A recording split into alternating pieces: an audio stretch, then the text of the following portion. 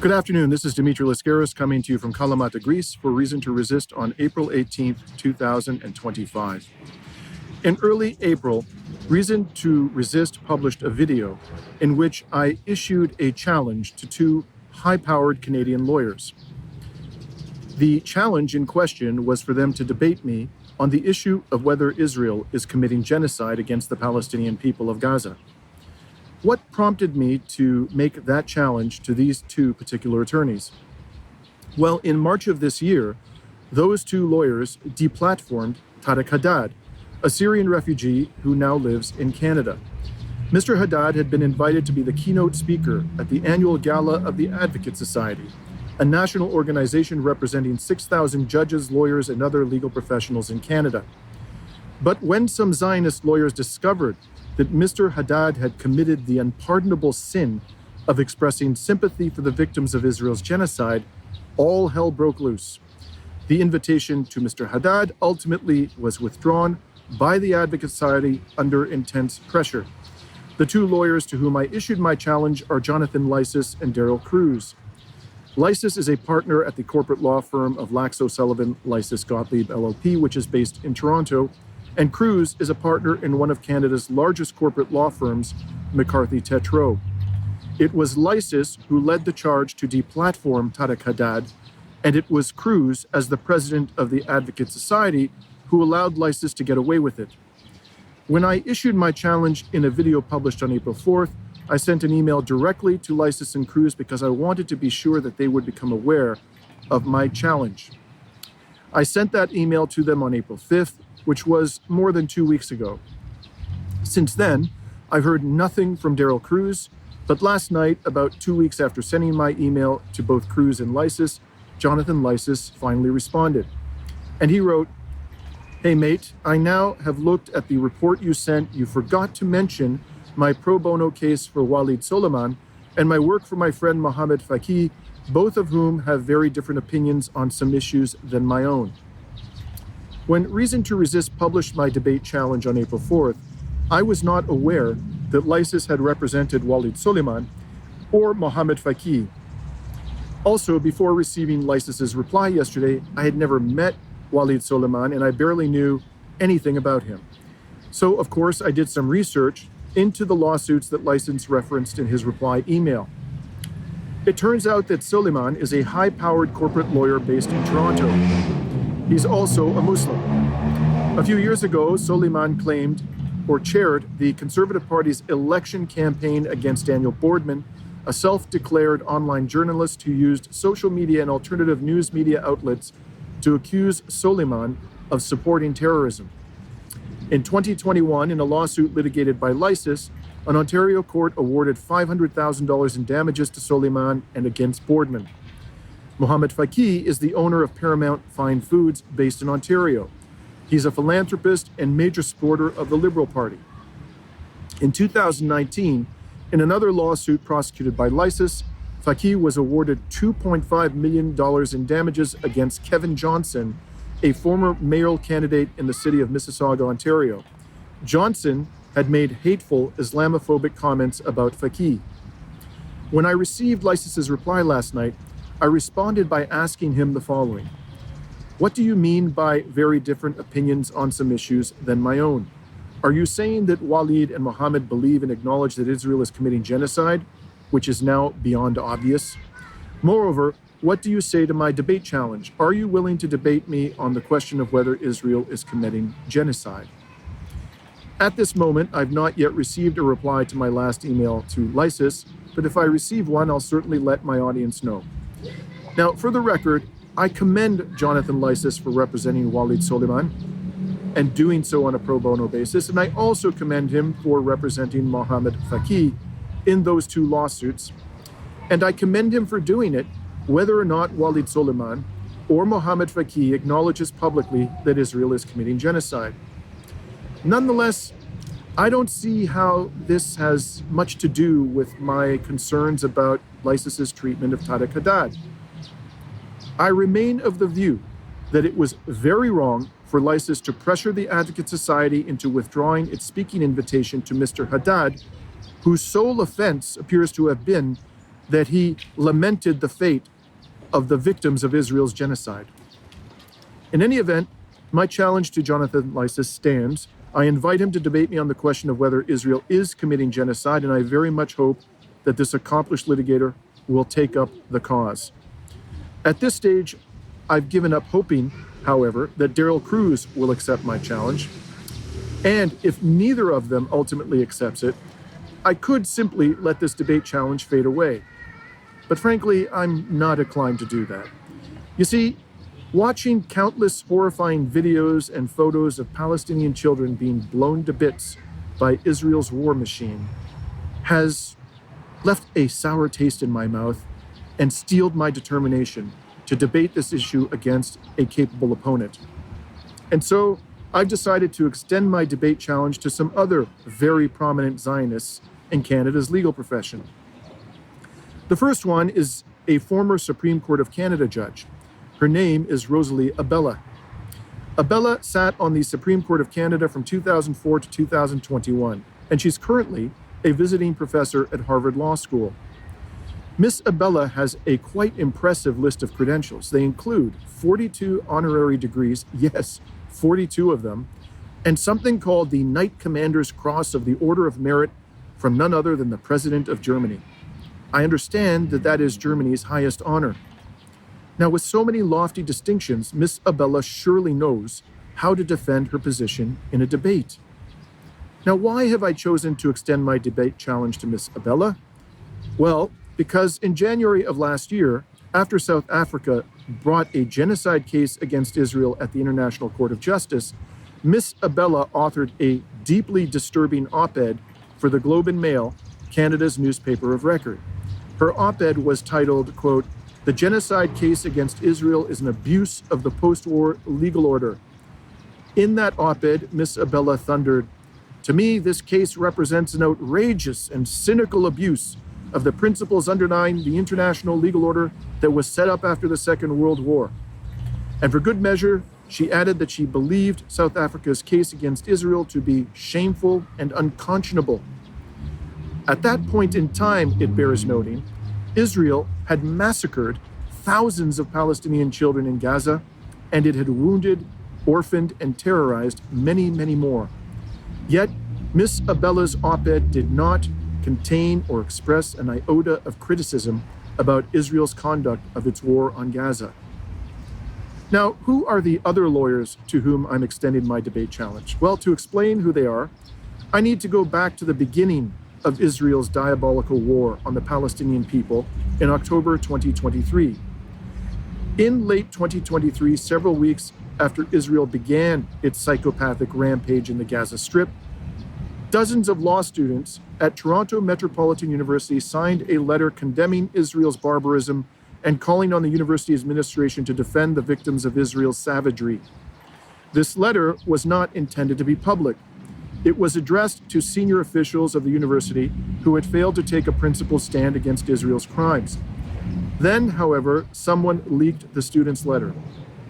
Predictably, when Zionist lawyers in Ontario learned of the students' letter, they issued an outrageous statement calling, in effect, for the demolition of those students' careers.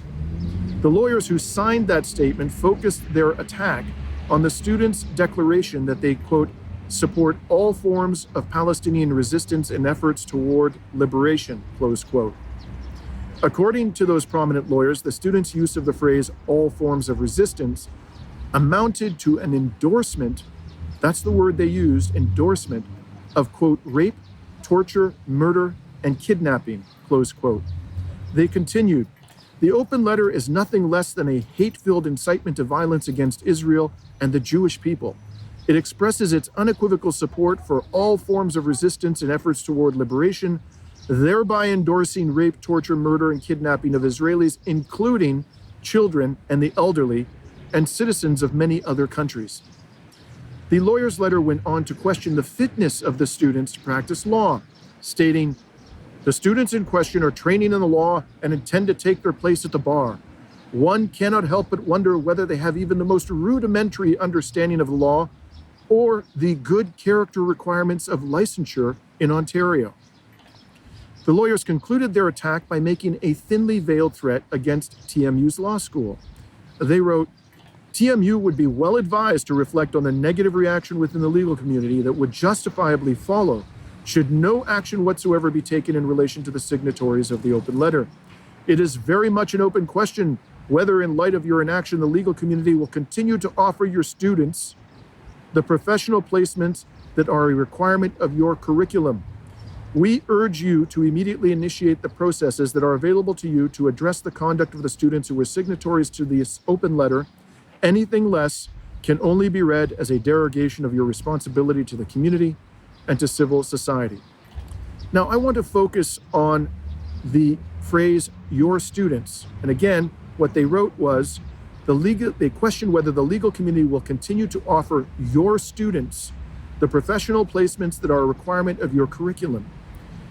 It's quite clear from this phrase that the threat was not being directed only at the signatories of a TMU letter, but rather to the entire student body. In other words, these lawyers were suggesting that they might impose adverse career consequences on TMU students who had nothing to do with the letter at all and perhaps even objected to its content.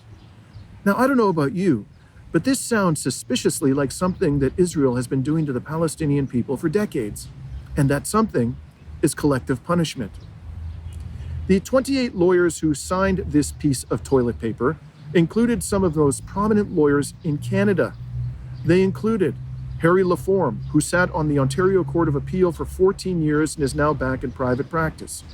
Tom Curry, a partner in the corporate Toronto-based law firm Lenzner Slatt.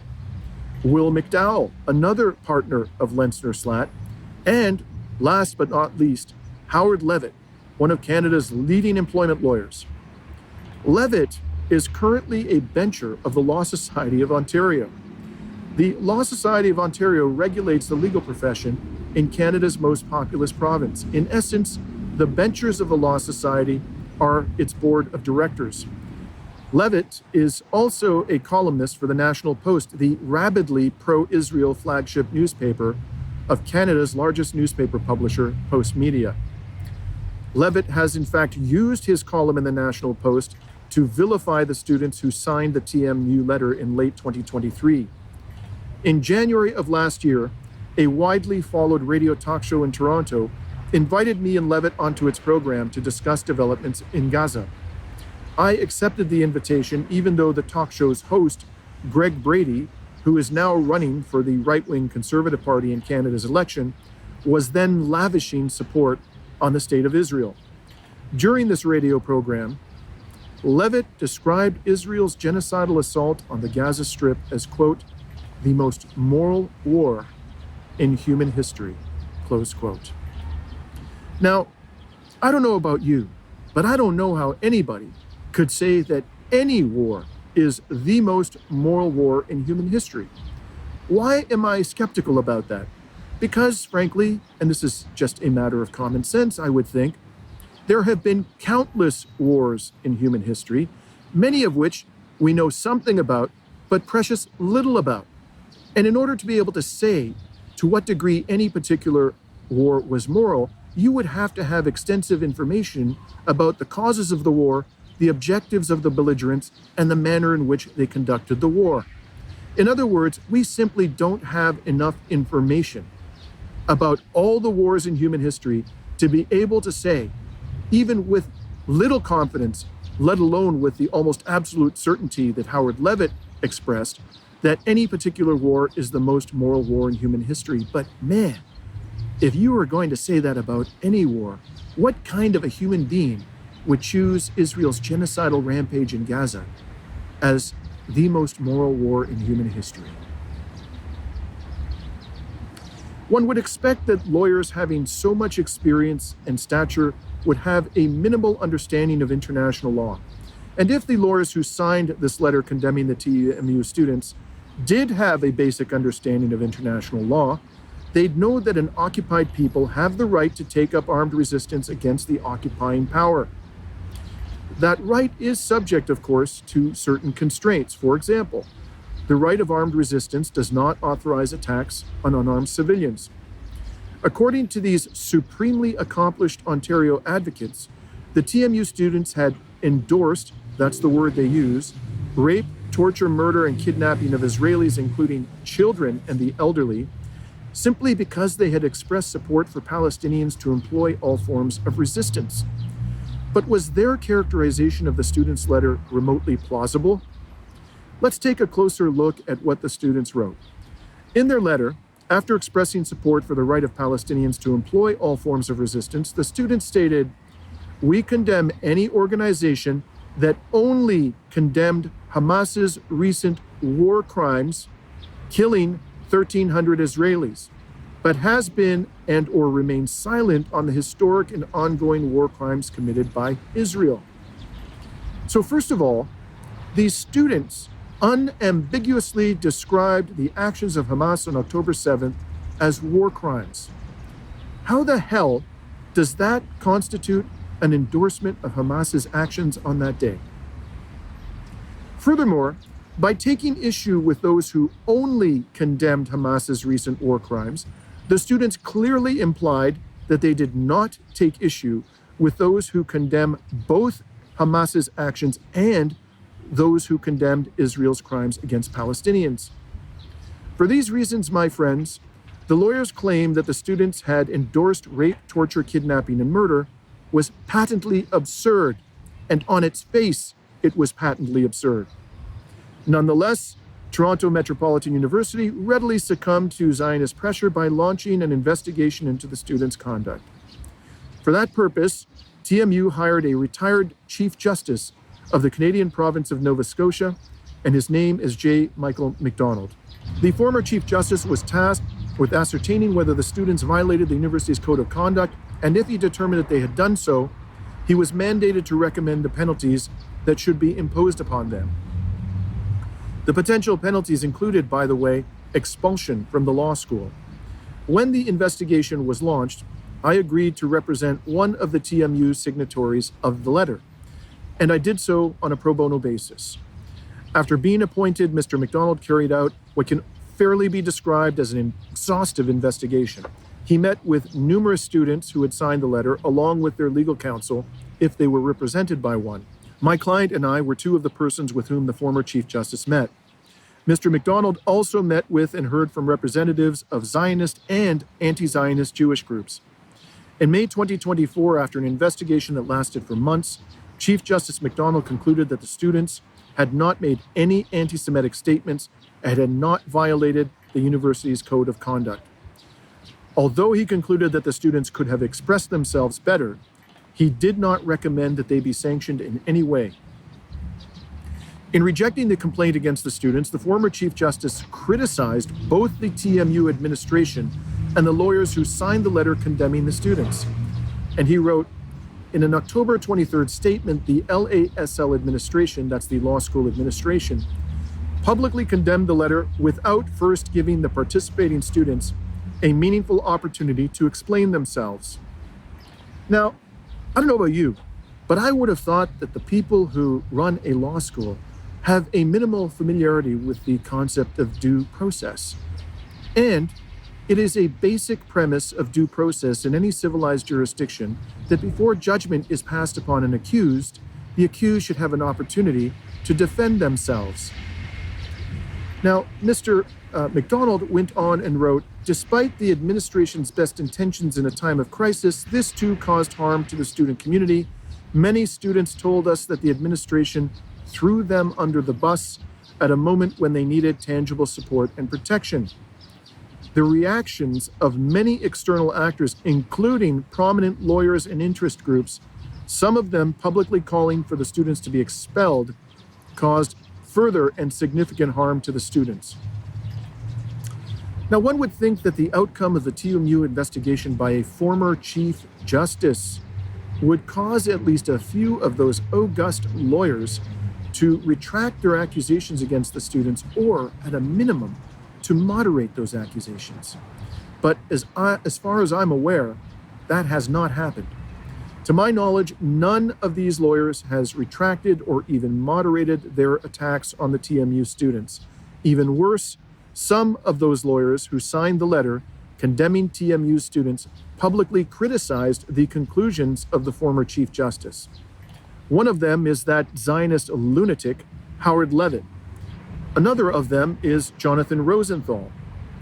Rosenthal is a former vice president of the Ontario Criminal Lawyers Association.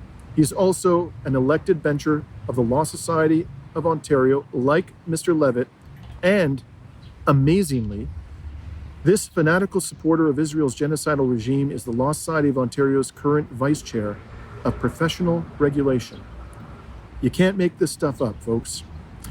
After Mr. MacDonald published his report and conclusions on social media, I asked Mr. Rosenthal if he would withdraw the lawyer's letter that smeared my client and the other signatories of the student's letter.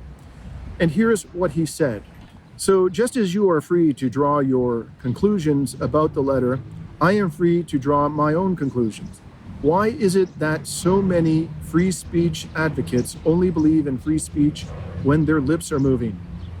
Lawyers, law firms, and others will draw their own conclusions. I suspect going forward, those conclusions will impact the hiring of the students who signed the letter, the hiring of the students from the LALS, the offers of the required placement to graduation and funding.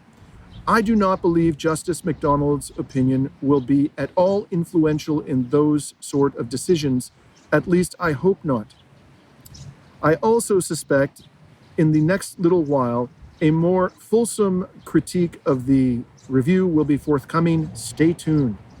So to answer your question, I will not be withdrawing my letter. Also, you seem to call Hamas Palestinian militants. They are effing terrorists. In response to Mr. Rosenthal's comment, I wrote, you seem to believe that Israel's massacre of more than 16,000 Palestinian children is self-defense. In fact, Israel is an effing terrorist state. You know, it's relatively easy for high-powered, affluent lawyers to attack conscientious students who are about to enter the legal profession, have no power, and are probably burdened by a mountain of student debt. It's quite another thing, however, for those lawyers to defend their position in a formal debate against an experienced counsel who has informed himself about Israel's monstrous crimes and international law. Therefore, I'm hereby extending my debate challenge not only to former Supreme Court Justice Rosalie Abella, but to all 23 lawyers who smeared my client and her fellow TMU students in that outrageous letter. I'm prepared to debate any one of these legal heavyweights on this question. Is Israel committing genocide within the meaning of the Genocide Convention of 1948? I wonder, do these tough, accomplished, and well-heeled litigators have the courage to debate me on that critically important question, or will they slink away in silence? I await their reply, and I'll let you know what happens. This is Dimitri Lascaris coming to you from Kalamata, Greece on April 18th, 2025.